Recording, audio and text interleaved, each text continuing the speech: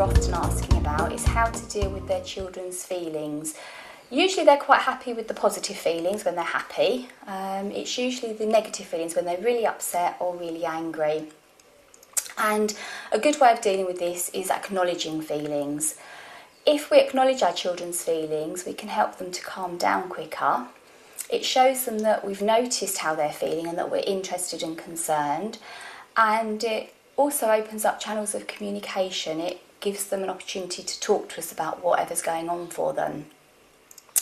Very often if a child's really frustrated or angry about something, parents' first thought is to sort of stop this overwrought feeling. So they'll tell them not to worry, don't, stop making a fuss, or calm down, things like that, which actually tends to make the child worse. So instead of calming down, they get angrier or more frustrated.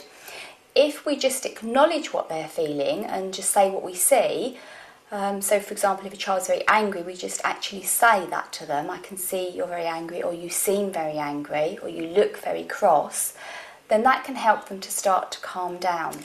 Okay, so if I give you an example of a situation that I was in quite recently, I was at a friend's house and it was raining out. She needed to go and collect her daughter from an after-school club, but she also had the toddler at home.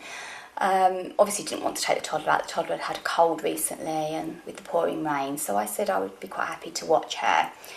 But as toddlers do, she wanted to go with mum. Didn't want mum to go without her, so kicked up quite a big fuss about it, pleading and asking and laying on the floor and shouting. Anyway, mum went anyway, and she carried on. Now, the grandparents were actually visiting at the same time, so they were in the other room and could hear this commotion going on.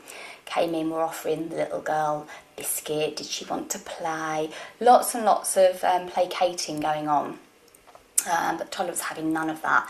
And I just said to her, you're really, really cross that mummy didn't take you, aren't you? And she kind of looked at me a bit strangely, but carried on shouting and crying and screaming. And I said to her again, I can see that, you're very, very angry about being left and very upset. And she sort of looked at me again, and the grandparents were looking at me a bit strangely as well. And she sort of quietened a little bit, but was still quite loud, and they were still offering her biscuits and all sorts of things. And I just said to her, when you're not so cross anymore, when you've calmed down, if you want to do something, then you can come and sit with me and we can draw. But in your own time, when you feel a bit calmer, because I can see that you're still upset. And she did kind of like sniffle for a little bit longer. And within, a minute or so, she'd come along and she was sitting down with me and she drew a picture for mum for when mum came back. And mum came back a few minutes later and said, oh, did she take a long time to calm down? And I said, well, a little while, but, she's done you a really nice picture now. And the whole thing was that she could have been offered lots of different things. That wasn't what she wanted. She just basically wanted to be with mum. So the only thing to do was to acknowledge that upset and anxiety and anger. And by doing that, and she knew that she'd been acknowledged, she was able to then calm down and then do something, a productive activity, because she felt understood. And it wasn't just, people trying to tell her not to be cross and not to cry.